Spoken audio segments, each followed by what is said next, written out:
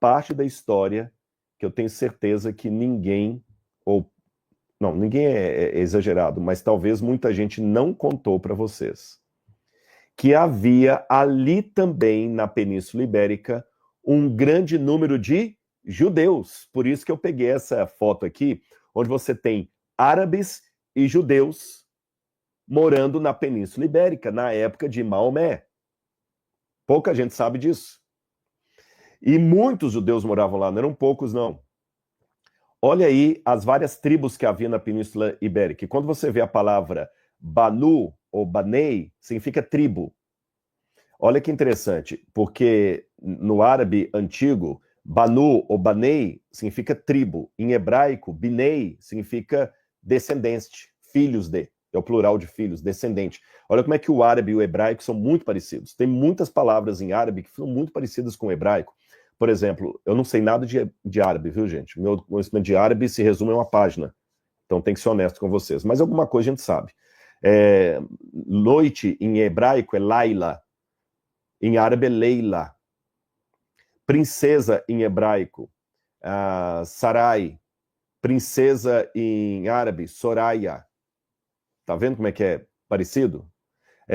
Paz em árabe, Salam. Paz em hebraico, Shalom. Estão vendo como é que muita coisa é parecida? Os próprios nomes, Ismael, Ismail. Então tem muita coisa ali em comum. E não é à toa, porque por um bom tempo, árabes e judeus conviveram em paz na Península Ibérica. Olha quantas tribos de judeus havia na Península Ibérica. Pelo menos 14 assentamentos são reconhecidos hoje. Tá certo? Todos esses 14 aí são assentamentos de judeus na Península Ibérica.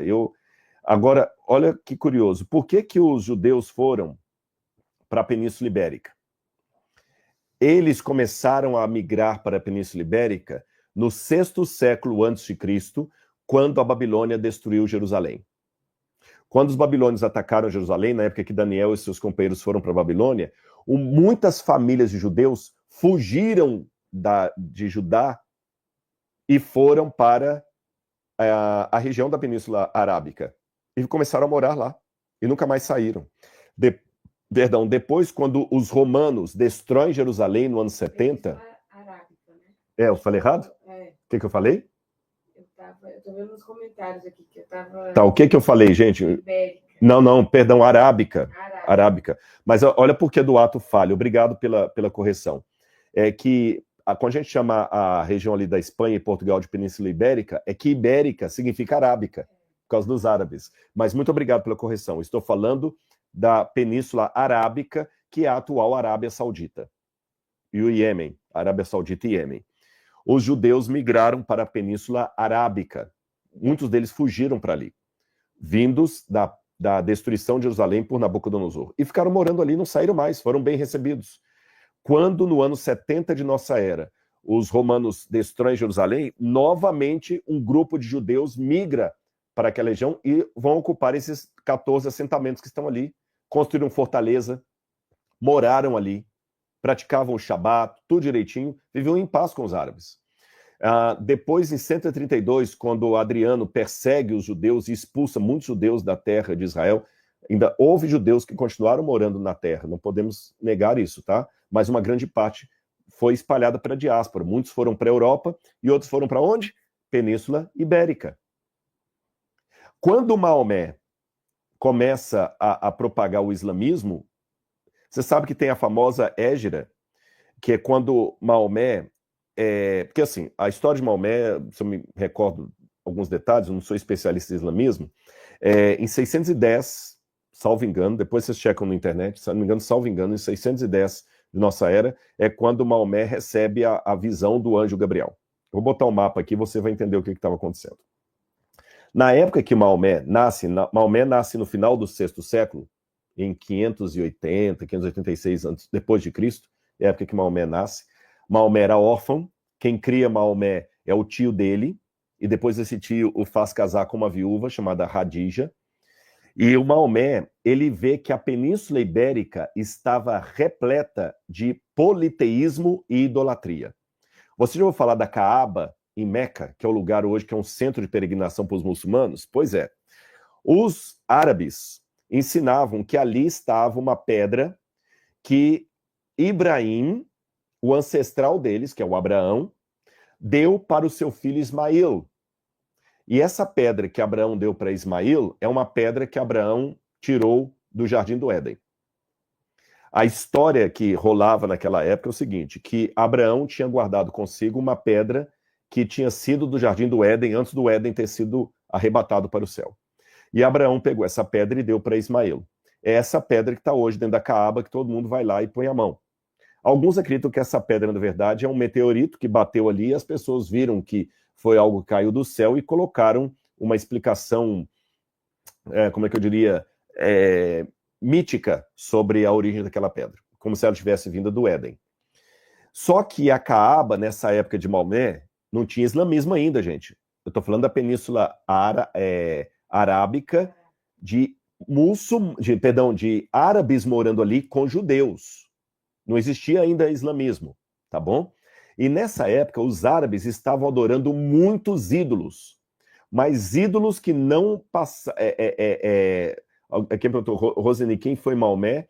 Maomé é o profeta do islamismo, é justamente a história que eu estou contando aqui, né? Como começou o islamismo ou muçulmanos, que hoje é a segunda maior religião do mundo, e a que mais cresce no mundo hoje, das mesquitas e tudo mais.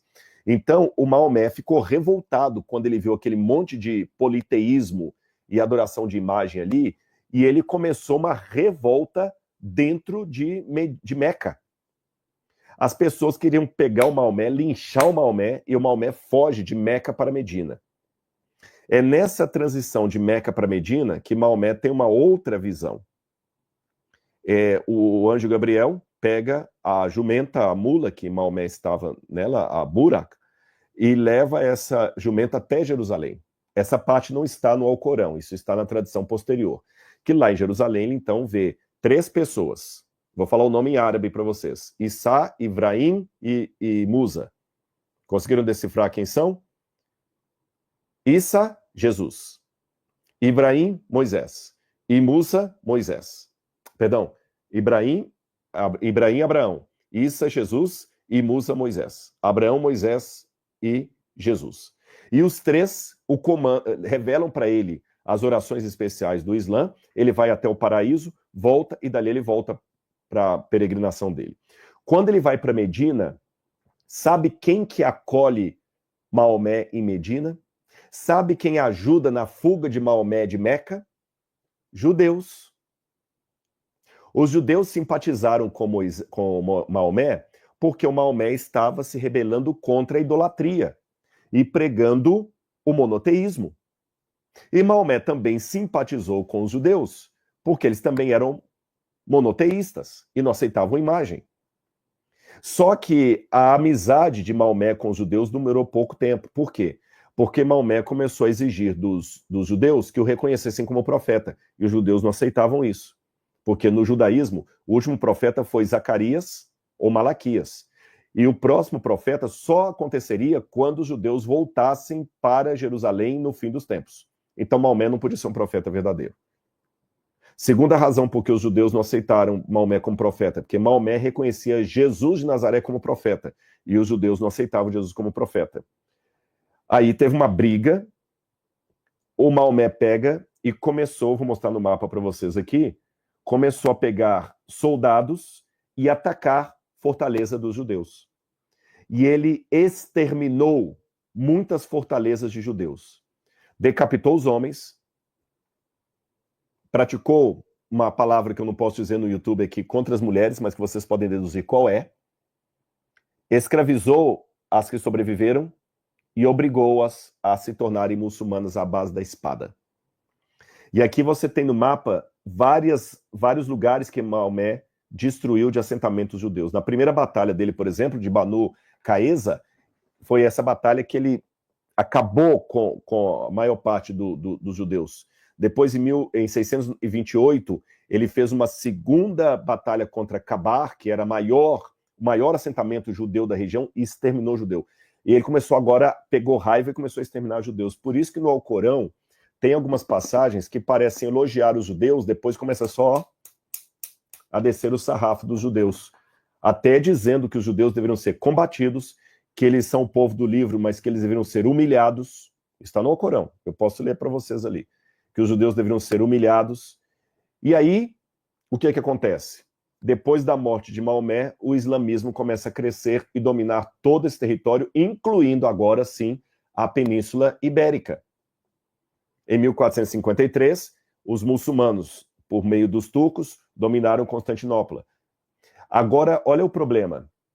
Como os judeus não tinham país, uma grande parte dos judeus viviam em territórios ocupados por muçulmanos e foram segregados, perseguidos.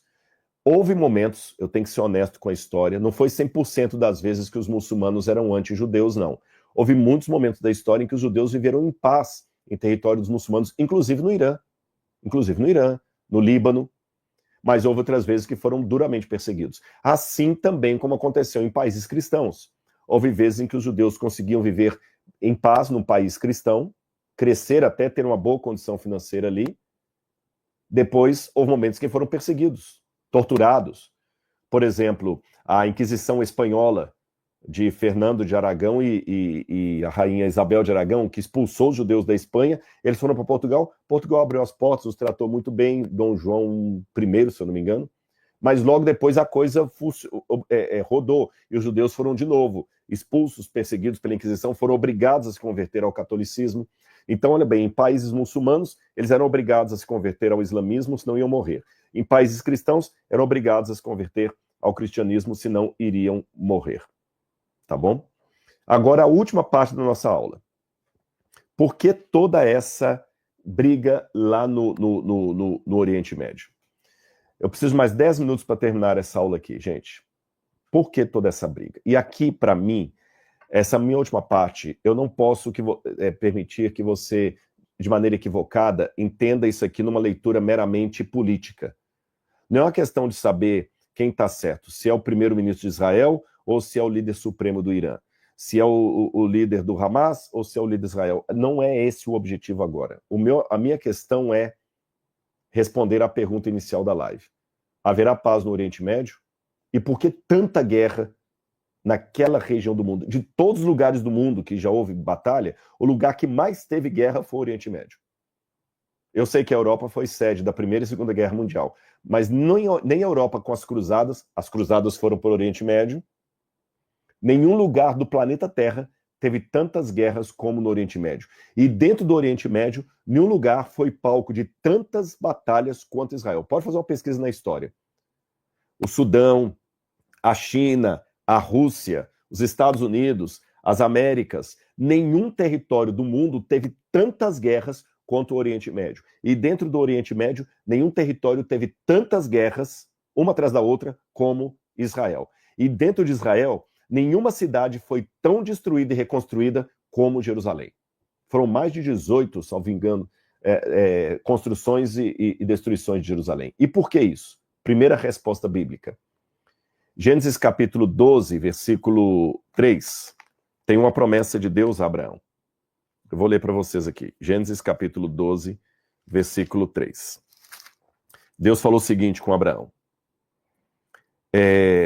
Abençoarei aqueles que o abençoarem e amaldiçoarei aquele que o amaldiçoar. Em você serão benditas todas as famílias da terra.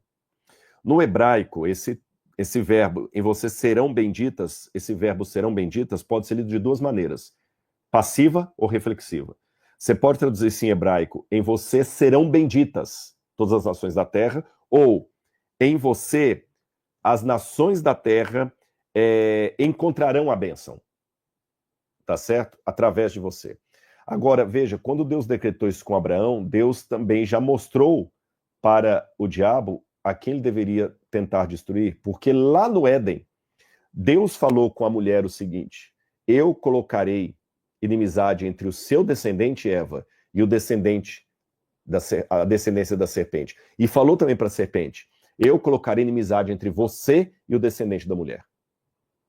Como o Messias viria pela linha de Abraão, é óbvio que o diabo entendeu que se tinha um povo que ele tinha que destruir, era a descendência de Isaac.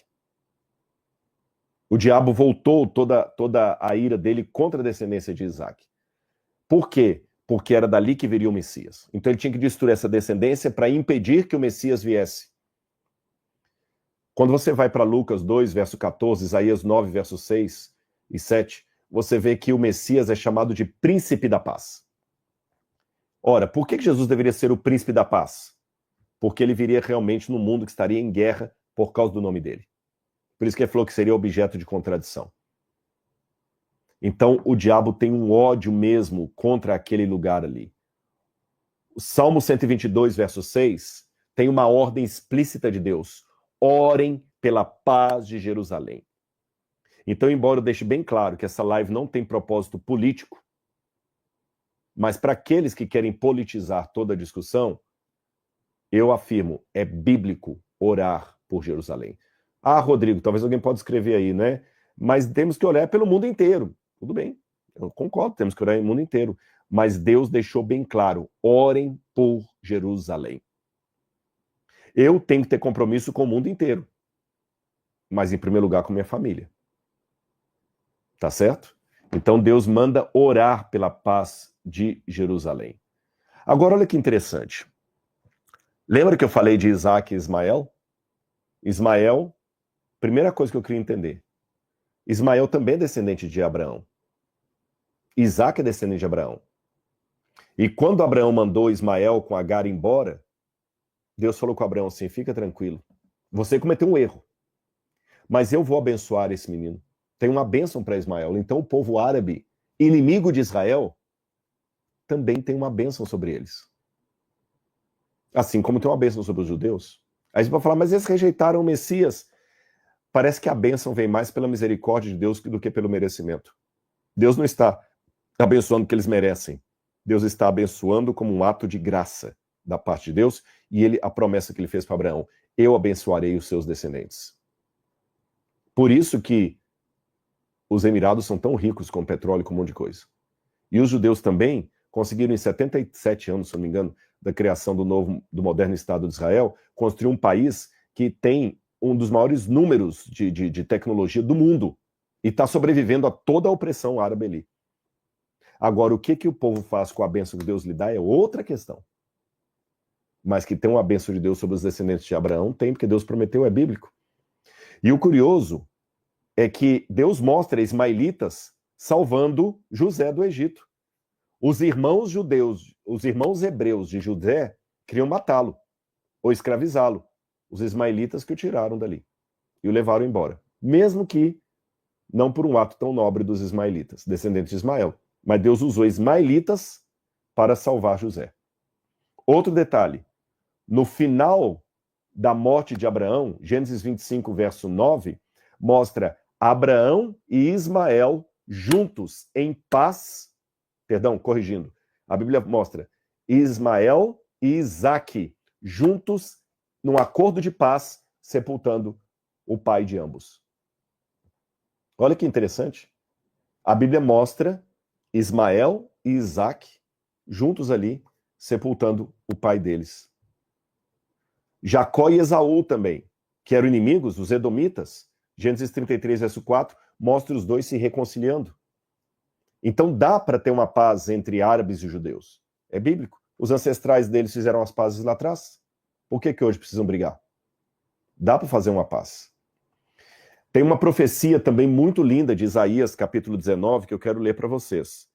Isaías, capítulo 19, versículos 23 a 25, diz assim.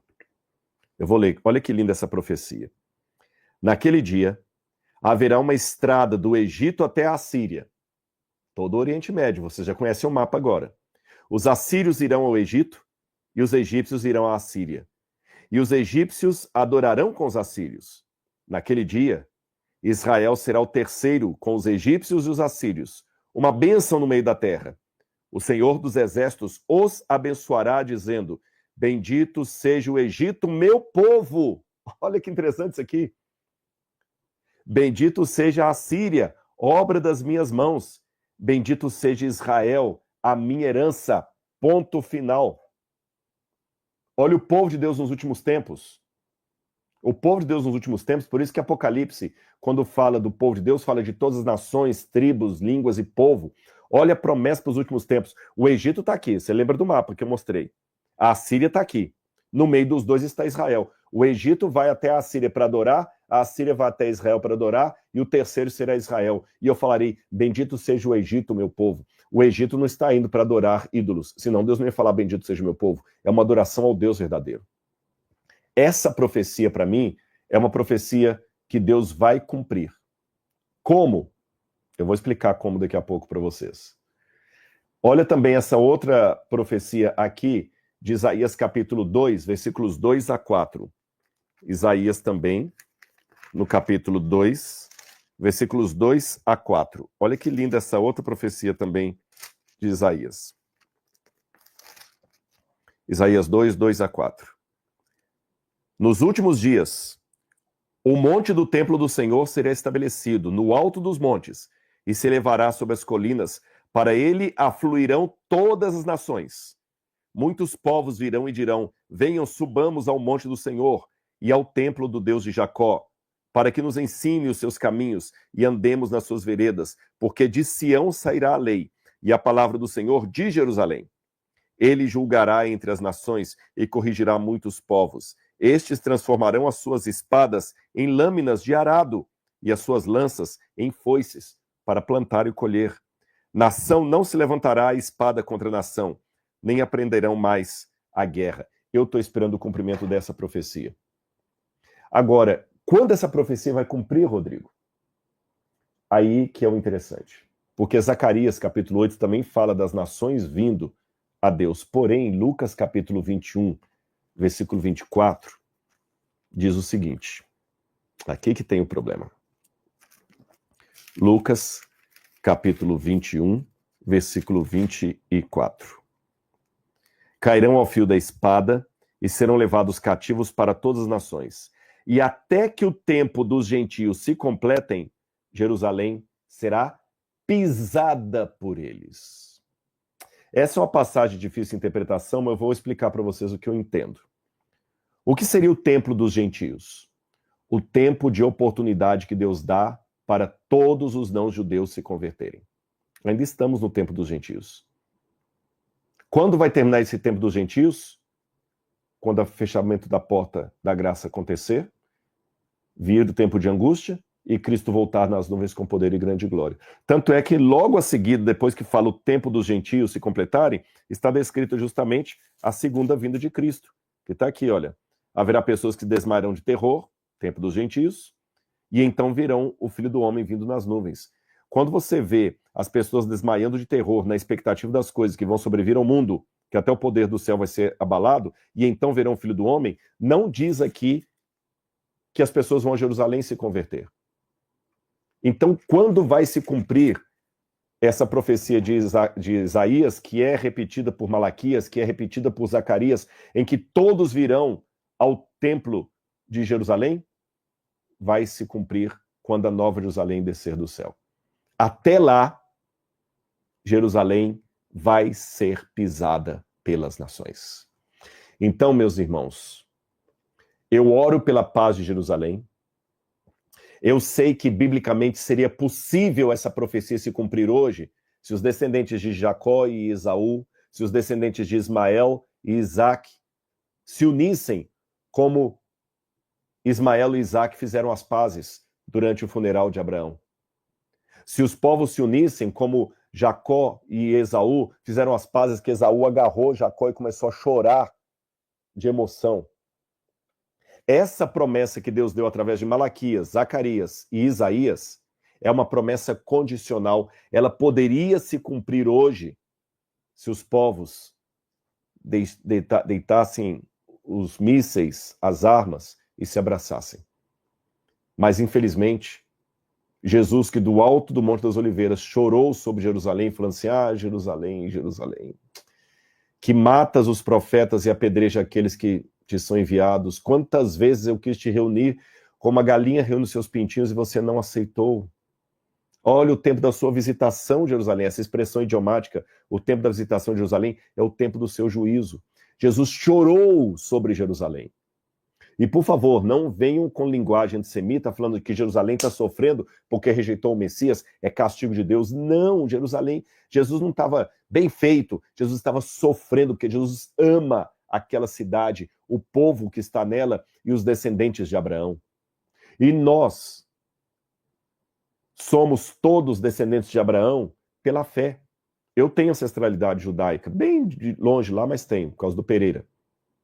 Mas ainda que não tivesse, pelo que Paulo falou, aqueles que aceitam Jesus como seu salvador pessoal são parte da promessa que Deus fez a Abraão. Eles são descendentes de Abraão pela fé. E aí Deus cumpre no japonês, no alemão, no inglês, no jamaicano, no sudanês, no filipino, no brasileiro, não importa, no argentino, em todos aqueles que reconhecem o Messias, Jesus, como seu salvador pessoal, Deus inclui essas pessoas na herança de Abraão e cumpre a promessa que ele fez ao patriarca. Em ti serão benditos alguns povos da terra? Não. Em ti serão benditos todos os povos da terra. Ou na outra leitura possível do hebraico, em ti todos os povos da terra encontrarão a bênção, porque a bênção de Abraão era para abençoar outros. Então você pode ser hoje um promotor da paz, você pode ser hoje um descendente de Abraão. Mas, pelo que a Bíblia dá a entender, até que o tempo dos gentios se complete, Jerusalém será pisada pelas nações. Então, temos que ser promotores da paz, mas sabendo que a paz verdadeira só chegará no Oriente Médio quando o que a inteligência artificial aí desenhou acontecer. Sabe o que é isso? Apocalipse 21 e 22, quando João fala, vi descer do céu a nova Jerusalém. E vocês se lembram que eu falei com vocês que existe uma teoria entre muitos judeus e cristãos da patrística e alguma inferência bíblica que o lugar de Jerusalém era onde era no passado o Jardim do Éden? E é interessante que se você ler passagens como as de Zacarias, Zacarias fala que no fim dos tempos o Monte das Oliveiras vai se fender em duas partes. E é interessante que o Monte das Oliveiras hoje são dois tipos de rocha diferentes, uma em cima da outra. Os geólogos dizem isso. Essas rochas vão se separar e o que está em frente? A atual cidade de Jerusalém. Ela vai ser destruída pela segunda vinda de Jesus, mas ela vai se tornar uma planície. E ali o Messias, depois do milênio, vai colocar os pés dele no Monte das Oliveiras e vai se fender, fazendo um grande vale. E alguns entendem que é ali que vai se cumprir Apocalipse capítulo 21 e 22, quando a Nova Jerusalém descer do céu e ocupar o lugar da antiga Jerusalém na terra. Aí será o pacto de paz de Deus com seu povo. E aí virá o cumprimento da promessa. Vi novo céu e nova terra. Porque o primeiro céu e a primeira terra passaram e o mar já não existe. E quando fala mar já não existe, não significa que não haverá praia. No Apocalipse, inclusive eu estou preparando para o Bíblia Comentada uma aula sobre Apocalipse. Para quem está chegando agora, gente, se você se matricular no Bíblia Comentada, eu vou mandar esse livro de presente para você, Maria Madalena, a Verdadeira História, tá bom? Depois você clica no link aqui, você vai saber como é que você pode ganhar um livro desse. E lá no Bíblia Comentada vou gravar agora, em breve, aula sobre o Apocalipse. E no Apocalipse, quando fala mares, significa povos, nações, porque João estava preso na ilha de Patmos, e o mar era o que separava dos seus entes queridos. Então, quando fala o mar já não existe, quer dizer, não haverá mais povos, não haverá mais japonês, inglês, árabe, israelense, serão todos moradores de Nova Jerusalém. Também não haverá mais batista, católico, adventista, Assembleia de Deus, serão todos povos de Deus. E Deus mesmo estará com eles e lhes enxugará dos olhos toda lágrima. Aí nós vamos ver a paz. E eu estou ansiando por essa paz. Shalom, salam. Shalom em hebraico, salam em árabe. E sabe o que significa salam ou shalom? Significa a paz completa, a saúde, a prosperidade. Ou como bem traduziu o Paulo Vieira uma vez, eu gostei da versão que ele deu, a shalom é a desautorização do caos. E para desautorizar o caos, Deus vai declarar guerra ao mal para estabelecer a shalom. Você gosta desses detalhes que eu trago aqui? Anota na sua agenda aí e entra no perfil, que eu vou deixar o link para você. Em outubro, tá bom? Do dia 22 a 25 de outubro, nós vamos ter um congresso internacional de arqueologia e ciências bíblicas aqui no NASP. Estão vindo arqueólogos de Israel, dos Estados Unidos, gente especializada em assiriologia, Eyal Meron, que é um grande historiador israelense, está vindo, arqueólogo dos Estados Unidos. Nós vamos trazer esse pessoal para o NASP e vamos fazer um congresso de arqueologia igual teve no ano passado.